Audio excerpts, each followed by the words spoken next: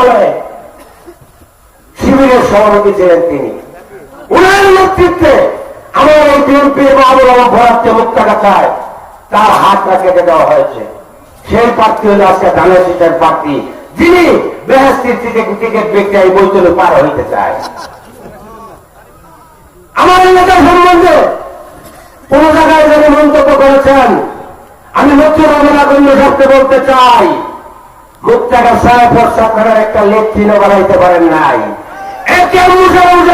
পরিবার 20টি শিক্ষা প্রতিষ্ঠান করেছে, হাজারো মানুষের মন জয় করেছে। সাবধানে কথা বললেন। আমি আর কথা লম্বা করবো না। সামনে নির্বাচনের বৈতরণে সর্বোচ্চ ভোটের ব্যবধানে আমাদের নেতা সকল মানুষকে নিয়ে মুক্তাগাছাকে সাজাতে চায়। এই প্রত্যাশা, এই মানসিকতা, এই চিন্তার ঘোরা আমরা যেন সম্মানের সহিত গ্রহণ করি।